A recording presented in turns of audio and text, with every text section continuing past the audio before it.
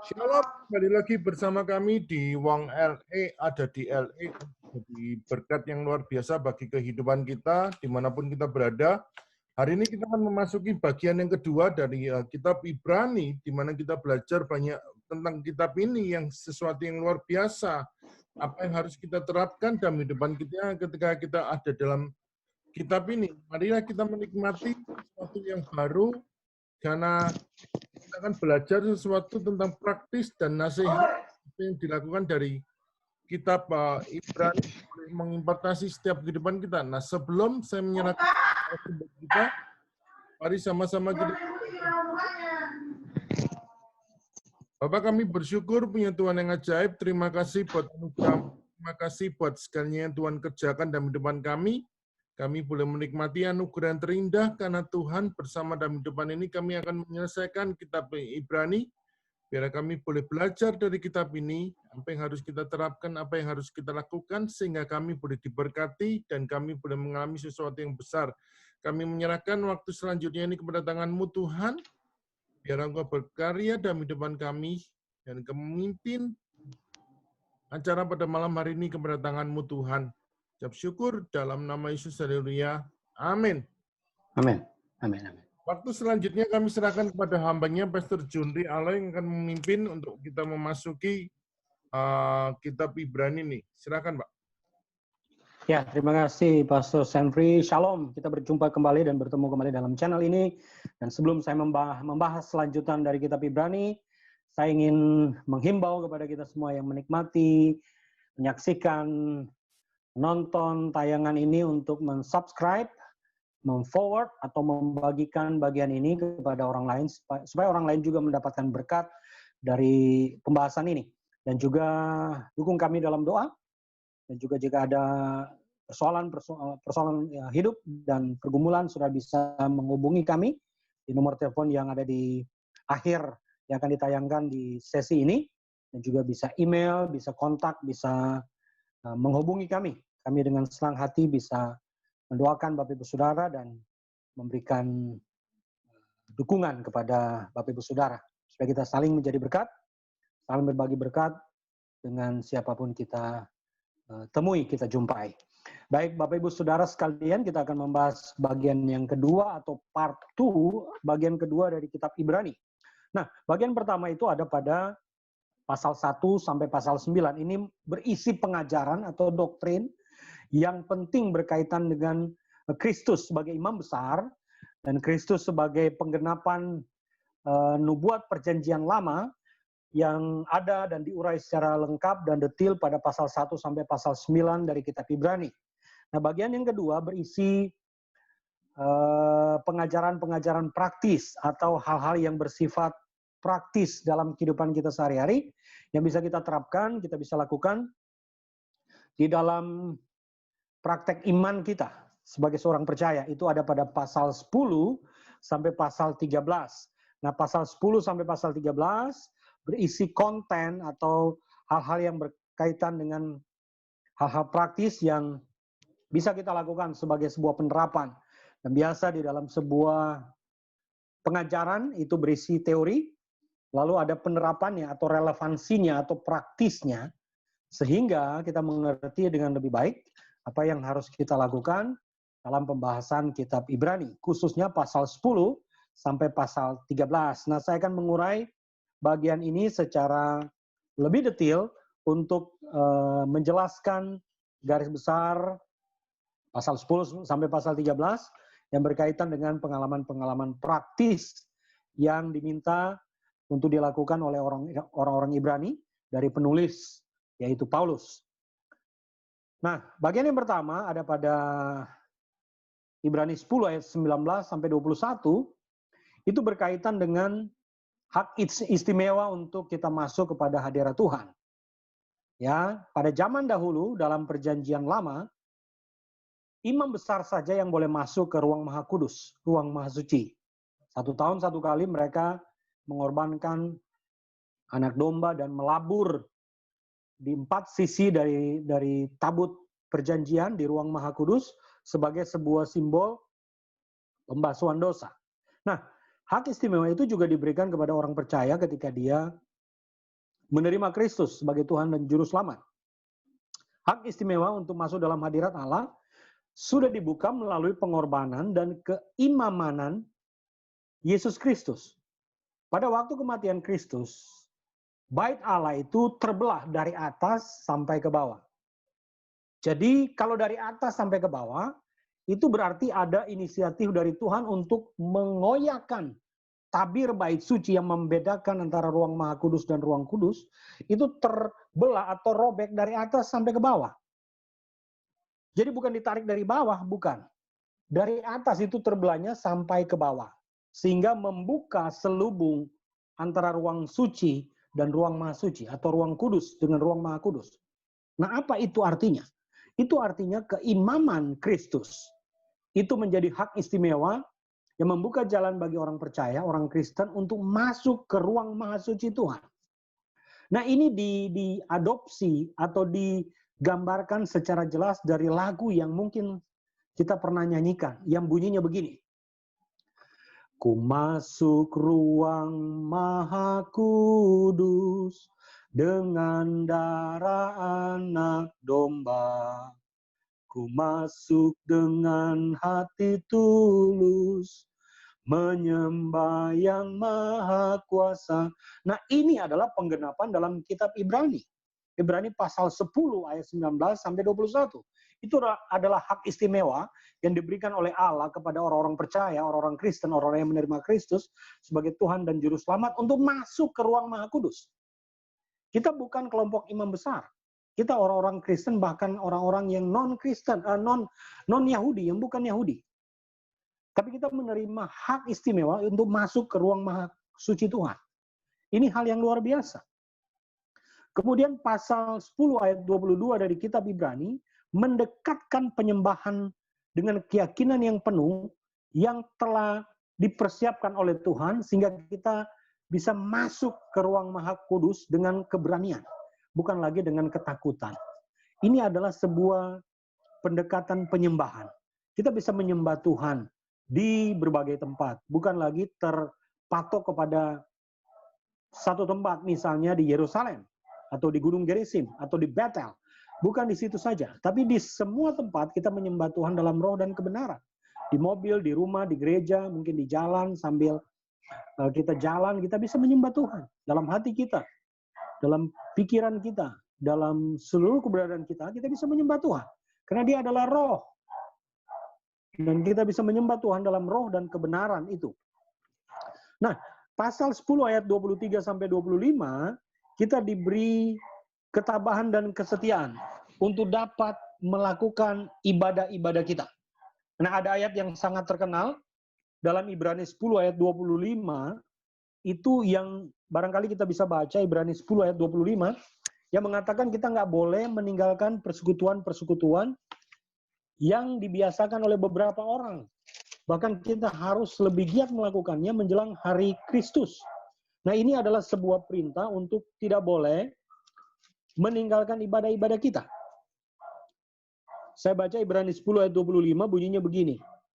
Janganlah kita menjauhkan diri dari pertemuan-pertemuan ibadah kita, seperti yang dibiasakan oleh beberapa orang. Tetapi marilah kita saling menasihati dan semakin giat melakukannya menjelang hari Tuhan yang mendekat.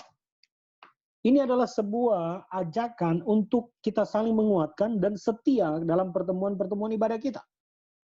Kalau pada masa sekarang kita sedang ada pada masa COVID-19, COVID-19, dalam masa pandemi, kita bisa setia dalam ibadah gereja melalui online misalnya, atau on-site. Kita bisa bersekutu dengan gereja manapun yang bisa kita buka channelnya, lalu kita beribadah kepada Tuhan. Karena Allah itu roh. Kita bisa menyembah Tuhan dalam roh dan kebenaran dari rumah kita. Dari tempat kerja kita barangkali. Dimanapun kita bisa membuka ibadah kita. Dan kita bisa terkoneksi satu sama lain. Nah, itulah kekuatan media, itulah kekuatan teknologi yang bisa menyatukan kita dari rumah di dalam sebuah wadah ibadah persekutuan. Misalnya lewat YouTube, lewat Zoom, lewat Google Meet atau yang lain, itu bisa nyatu, bisa nyambung, dan itulah fellowship. Itulah koinonia, itulah persekutuan. Ya, apalagi pada masa-masa pandemi sekarang. Kita harus jaga jarak, kita harus social distancing, kita harus pakai masker. Nah, ini bisa kita temukan dasarnya pada Ibrani 10 ayat 25. Jangan menjauhkan diri dari pertemuan-pertemuan ibadah kita. Ini hal praktis sekali yang bisa diterapkan di dalam kehidupan kita dalam berjemaat. Kemudian yang berikutnya adalah Ibrani 10 ayat 29 sampai 31. Itu adalah nasib buruk bagi mereka yang menghina pengorbanan Kristus. Pengorbanan Kristus karena roh kasih karunia yang diberikan oleh Tuhan kepada setiap kita yang menerima Tuhan, itu adalah anugerah yang terbesar. Jadi jangan menghina, jangan kemudian berbalik kepada kasih Tuhan, lalu meninggalkan Tuhan. Itu seperti Demas. Demas adalah orang yang tadinya pengikut Paulus, yang menjadi murid Paulus, lalu dia tertarik dengan dunia ini, lalu kemudian dia kecewa, lalu dia meninggalkan pelayanan. Jangan sampai kita mengalami hal yang seperti itu. Jadi nasibnya akan buruk bagi mereka yang menghina pengorbanan Kristus. Karena roh kasih karunia Allah itu akan diambil dari orang itu. Jangan sekali-sekali kemudian kita menghujat atau kita meninggalkan kasih mula-mula, meninggalkan Tuhan. Tidak boleh. Karena ada konsekuensi ketika kita meninggalkan persekutuan kita dengan Tuhan. Bukan kalau ilustrasi bara api itu, kalau dia banyak, dia terkumpul, itu akan menjadi panas. Tapi ada satu bara api keluar dari kumpulannya. Dia meloncat dari kumpulannya, dia akan mati. Nah, demikian juga dengan kehidupan kita sebagai orang percaya. Kita tidak boleh keluar dari kasih karunia Tuhan. Kalau itu yang terjadi, maka kita akan mati secara rohani. Dan orang yang mati secara rohani, kalau dia nggak berbalik, dia akan mengalami kematian kekal, alias maut. Maut akan menjadi bagian dari orang-orang yang meninggalkan kasih mula-mula, meninggalkan Tuhan. Kemudian pasal 10 ayat 32 sampai 39, Ibrani mengingatkan, penulis kitab Ibrani mengingatkan orang-orang percaya dari bangsa Yahudi akan keberanian mereka semula dalam menahan penderitaan dan nasihat untuk bersabar dengan gigih. Nah, pada masa-masa kitab Ibrani ini ditulis, memang ada banyak penganiayaan. Selain pengajaran sesat, juga penganiayaan dari bangsa Roma. Tetapi penulis Ibrani meneguhkan iman dari orang-orang yang menjadi tujuan surat ini, supaya mereka tetap teguh menahan penderitaan. Menahan penderitaan sampai kita menang. Ini kita untuk memiliki kesabaran yang kuat, yang kokoh, yang teguh, yang gigih. Supaya kita tidak mudah untuk diombang-ambingkan oleh kekhawatiran, ketakutan, kecemasan. Kita harus berdiri teguh, kokoh, jangan goyah. Nah, ini Ibrani 10 ayat 32 sampai 39. Kemudian pasal 11. Nah, pasal 11 ini berkaitan dengan pahlawan-pahlawan iman. Karena pasal 11 ini dimulai dari ayat pertama yang menjadi definisi dari iman. Yang bunyinya begini, iman adalah dasar dari segala sesuatu yang kita harapkan dan bukti dari segala sesuatu yang belum kita lihat. Nah, itu definisi iman. Itu pengertian iman menurut Ibrani 11 ayat 1. Sudah ditulis sangat jelas. Iman adalah dasar dari segala sesuatu yang kita harapkan. Dan bukti dari segala sesuatu yang belum kita lihat. Kita barangkali tidak bisa melihat Tuhan secara fisik. Bisa kita lihat gambarnya, bisa kita lihat patungnya. Tetapi kita belum pernah bertemu dengan Yesus. Tetapi mengapa kita percaya kepada Kristus? Nah, area yang memungkinkan kita percaya itu namanya iman.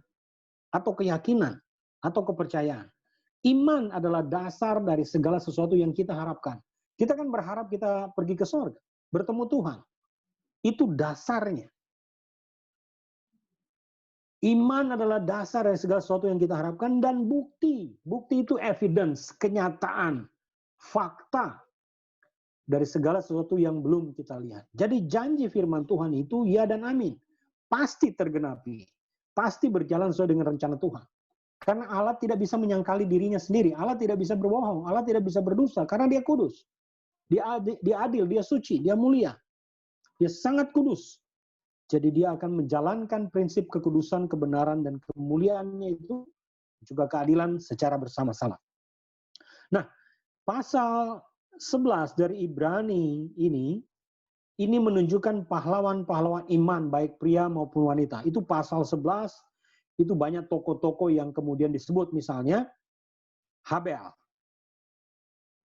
Habel itu bisa kita lihat dalam Ibrani 11 ayat 4.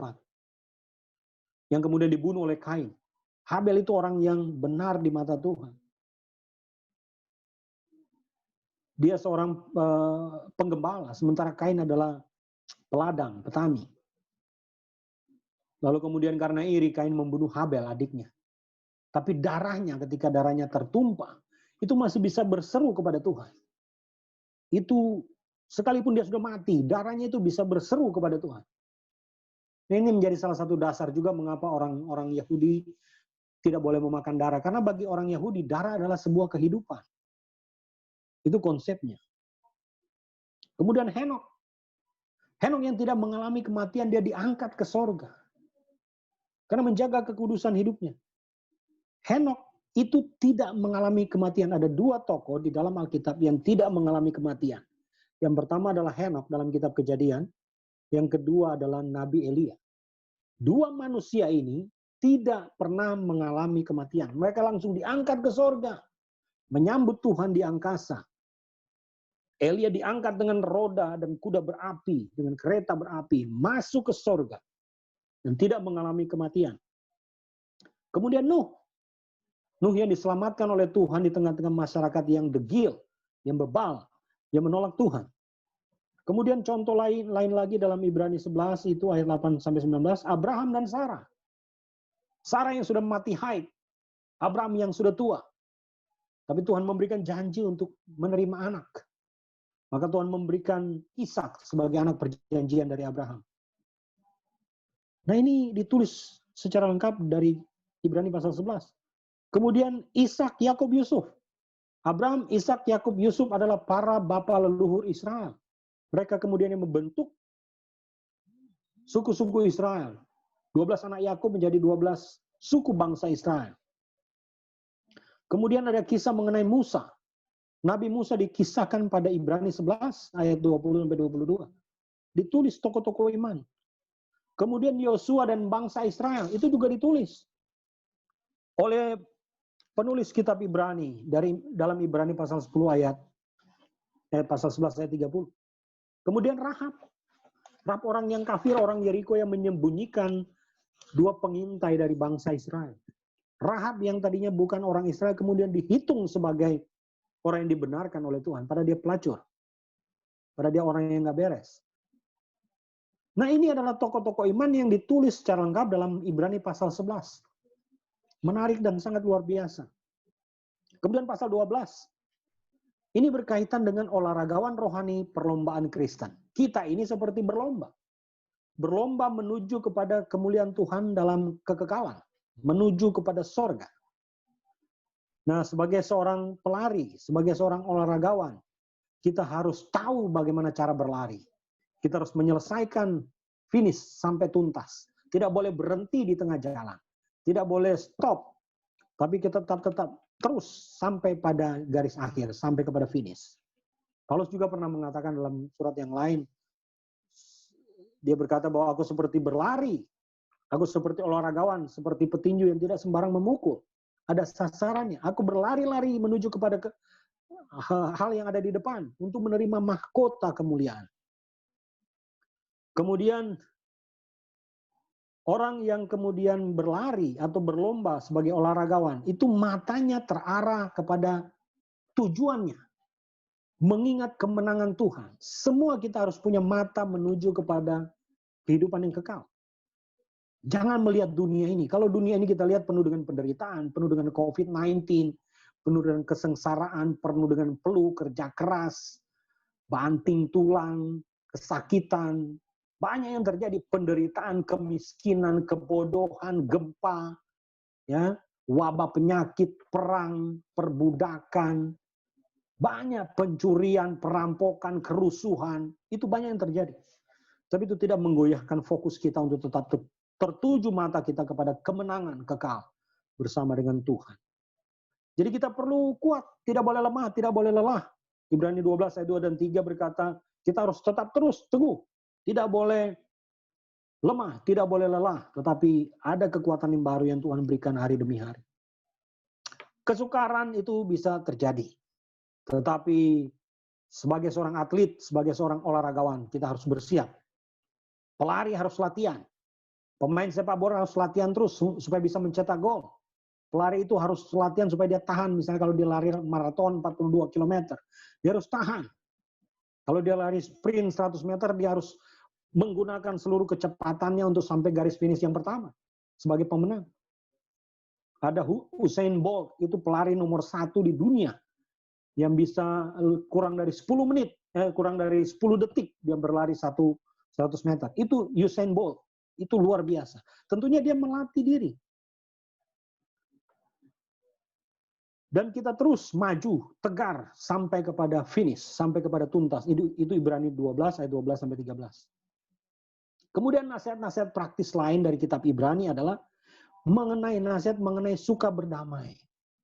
Jangan mencari konflik, jangan mencari pertentangan, pertengkaran. Kita harus berdamai, menjaga kekudusan hidup. Kemudian kewaspadaan terhadap pengaruh-pengaruh jahat. Sebab di dunia ini banyak orang memberikan pengaruh negatif. Banyak orang kemudian termakan oleh gosip, oleh hoax, oleh fitnah, oleh berita-berita bohong yang beredar di media sosial, di macam-macam. Kalau kita nggak teliti, kita nggak verifikasi, kita nggak saring, maka kita bisa termakan itu. Saling menghujat, saling membenci, membangun konflik, teror, dan yang lainnya, provokasi, adu domba, dan yang lainnya. Ini berita-berita yang ada di tengah-tengah dunia. Ini pengaruh jahat. Kita nggak boleh terpengaruh dengan hal itu. Maka Ibrani memberi nasihat supaya kita membangun kewaspadaan terhadap pengaruh jahat. Kita harus menjadi orang yang suka berdamai dan menjaga kekudusan hidup. Itu Ibrani 12 ayat 14 sampai 15. Kemudian perbandingan antara Gunung Sion dan Gunung Sinai. Sekarang Gunung Sinai ada di daerah Mesir. Sementara Gunung Sion itu adalah lambang dari keberadaan Yerusalem sebagai gunung kota tempat Tuhan bertakhta, kota damai sejahtera. Yerusalem, kota damai, kota Sion, kota berkat. Gunung Sinai dengan pernyataan kuasa ilahi yang mengerikan ketika Tuhan memberikan 10 perintah Allah kepada Musa. Tetapi Gunung Sion, itu bandingannya, itu adalah sebuah representasi dari Yerusalem surgawi. Kalau Gunung Sinai itu representasi dari hukum Taurat, maka Gunung Sion adalah representasi dari Yerusalem yang menjadi gambaran sorga. Jadi Ibrani 12 ayat 18 sampai 21 itu berbicara mengenai Gunung Sinai. Sementara Ibrani 12 ayat 22 sampai 24 itu berbicara mengenai Gunung Sion. Gunung Sion adalah gambaran sorga. Gunung Sion adalah Yerusalem sorgawi. Dua hal yang sangat berbeda. Kemudian ada peringatan supaya memperhatikan berita sorgawi berkenaan dengan kefanaan hal-hal yang ada di dalam dunia ini. Kita harus mengejar kekekalan dalam kerajaan sorga. Jangan kemudian tergiur oleh kenikmatan dunia ini. Tapi kita harus fokus kepada kekekalan dalam kemuliaan yang abadi. Kemuliaan yang kekal bersama-sama dengan Tuhan. Kemudian pasal 13 sebagai pasal yang terakhir. Itu nasihat mengenai kewajiban orang-orang percaya. Kewajiban orang-orang Kristen. Apa saja kewajiban orang Kristen? Tugasnya dalam masyarakat apa? Tugasnya dalam masyarakat untuk menjadi berkat. Untuk berpartisipasi di dalam masyarakat. Untuk memberikan kontribusi bagi masyarakat. Memberikan dampak yang positif bagi masyarakat. Seperti contoh, Mother Teresa atau Bunda Teresa. Yang menjadi berkat di Kalkuta, India. Atau ada satu lagi di Jogja itu ada Romo Mangunwijaya. Yang membangun desa Pancasila di Magelang, di Jogja itu daerah kumuh, lalu kemudian disulap oleh seorang pastor Katolik, lalu menjadi tempat wisata. Orang-orang yang terbuang, orang-orang yang tersingkir di Kalicode. Kalicode itu tempat-tempat orang-orang yang kumuh. Lalu kemudian disulap oleh seorang pastor namanya Romo Mangun. Kalicode menjadi tempat wisata. Ini adalah kewajiban para orang Kristen dalam masyarakat. Memberi dampak yang baik. Kemudian kewajiban para pemimpin rohani untuk menggembalakan umat, mengajar umat, mendidik umat dalam takut akan Tuhan. Karena Kristus tidak berubah. Dulu, sekarang, dan selama-lamanya. Dia Tuhan, Allah, dan kita sembah Dia. Sebagai Tuhan dan sebagai raja kita, Ibrani 13 ayat 8 sampai 9. Kemudian Ibrani 13 ayat 10 sampai 14 itu berkaitan dengan kewajiban kita untuk memisahkan diri sebagai orang Kristen dengan orang-orang dunia ini. Kalau orang-orang dunia ini melakukan kejahatan, kita tidak boleh ikut campur di dalamnya. Kita harus memisahkan diri. Kudus itu artinya dipisahkan dari hal-hal duniawi, dari hal-hal sekuler, kepada hal-hal yang rohani. Kita mengejar kekudusan, mengejar perkenanan Tuhan, mengejar sesuatu yang Tuhan perintahkan dalam hidup kita untuk kita lakukan. Dan bagian Ibrani 13 ayat 15 sampai 17 adalah kewajiban untuk berterima kasih, berbuat baik, dan patuh kepada pemerintah. Kita tidak boleh melawan pemerintah karena pemerintah adalah wakil Tuhan. Kita harus tunduk taat. Tidak percuma pemerintah menyandang pedang. Supaya kalau yang jahat dihukum. Yang baik dilindungi. Kebenaran ditegakkan. Memang ya tidak ada yang sempurna. Tetapi pemerintah itu diberi mandat oleh Tuhan. Diberi kuasa oleh Tuhan untuk memimpin masyarakat. Sebagai kesimpulan. Dari bagian kedua. Ibrani 10-13 ini. Sebagai nasihat-nasihat praktis. Kesimpulannya kita perlu berdoa dengan sungguh-sungguh meminta berkat Tuhan dicurahkan. Itu ada pada Ibrani 13 ayat 18 sampai 21. Mari kita lihat Ibrani 13 ayat 18 sampai 21. Saya bacakan buat kita semua. Ibrani 13 ayat 18 sampai 21. Berdoalah terus untuk kami, sebab kami yakin bahwa hati nurani kami adalah baik. Karena di dalam segala hal kami menginginkan sesuatu yang hidup yang baik. Dan secara khusus aku menasihatkan kamu agar kamu melakukannya. Supaya aku lebih lekas dikembalikan kepada kamu. Ayat 20. Maka Allah damai sejahtera yang oleh darah perjanjian yang kekal telah membawa kembali dari antara orang mati Gembala Agung segala domba itu Yesus Tuhan kita. Kiranya memperlengkapi kamu dengan segala yang baik untuk melakukan kehendaknya dan mengerjakan di dalam kita apa yang berkenan kepadanya. Oleh Yesus Kristus bagi dialah kemuliaan sampai selama-lamanya. Ini adalah doa berkat luar biasa sekali. Ini adalah ucapan berkat pada akhir dari kitab Ibrani. Dia memberikan berkat dan pada bagian terakhir sekali itu pasal 13 ayat 22 sampai 25 itu salam perpisahan. Rasul Paulus memberikan salam perpisahan yang bunyinya begini. Saya baca ya. Ibrani 13 ayat 22 sampai 25. Bunyinya begini. Dan aku menasihatkan kamu saudara-saudara supaya kata-kata nasihat ini kamu sambut dengan rela hati, sekalipun pendek saja suratku ini kuberikan kepadamu. Ketahuilah bahwa Timotius saudara kita telah berangkat. Segera sesudah ia datang, aku akan mengunjungi kamu bersama-sama dengan dia. Sampaikanlah salam kepada semua pemimpin kamu dan semua orang kudus. Terimalah salam dari saudara-saudara di Italia. Kasih karunia menyertai kamu sekalian. Ini adalah bagian salam penutup yang ditulis oleh Paulus kepada penerima surat Ibrani ini. Nah, inilah hal-hal praktis penting yang diberikan oleh Paulus kepada orang-orang Ibrani. Kepada tujuan dari surat Ibrani ini diberikan. Jadi ada perhentian iman, kedewasaan rohani, perjanjian yang baru. Lalu ada pasal-pasal tentang iman. Lalu ada olahragawan rohani, perlombaan Kristen, kesukaran koreksi dan hukuman untuk perbaikan sebagai persiapan untuk kemenangan. Disinilah bagian-bagian yang menjadi bagian penting yang harus kita pelajari secara praktis supaya sungguh-sungguh kita dapat melakukannya dalam kehidupan kita sehari-hari.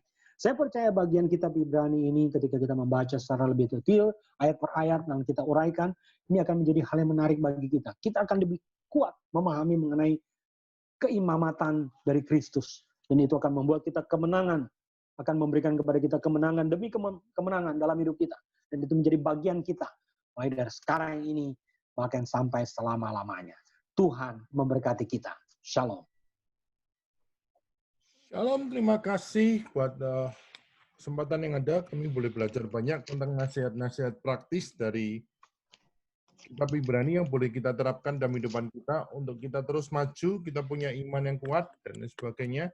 Nah, Biarlah ini menjadikan sesuatu yang luar biasa dalam kehidupan kita kalau kita punya iman, kita punya keberanian, dan kita sebagai olahragawan yang terus mau berjuang, kita akan melihat rencana Tuhan yang besar dalam kehidupan ini. Benar ya Pak ya? Ya. Untuk kita terapkan dalam kehidupan kita. Marilah kita sama-sama punya iman, berjuang, mempertahankan apa yang sudah kita lakukan, dan kita terus berjuang buat Tuhan, kita akan melihat perkara-perkara ajaib dalam kehidupan ini.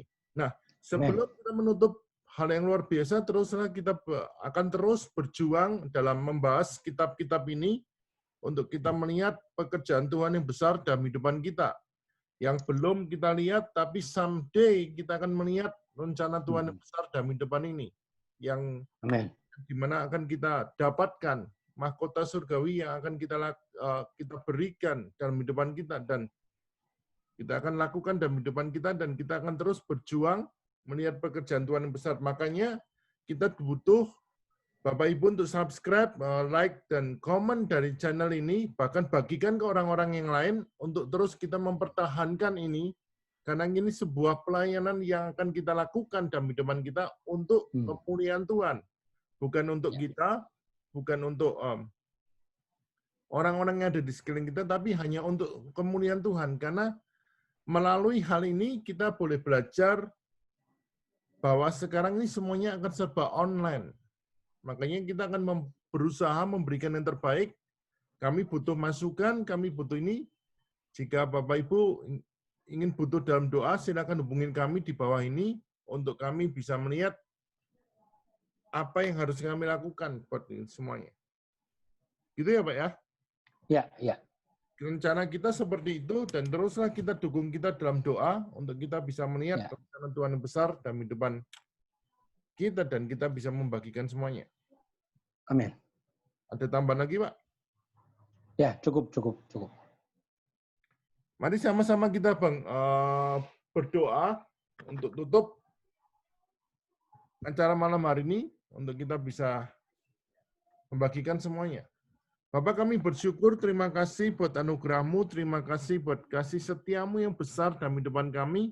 Kami boleh diberkati dari acara ini, kami akan melihat sesuatu yang besar terjadi dalam kehidupan kami, dan kami boleh makin hari makin kuat, makin hari makin luar biasa, perbaiki iman kami, perbarui kekuatan kami, karena kami akan melihat rencana Tuhan yang besar dalam kehidupan ini. Kami bersyukur buat Tuhan yang ajaib.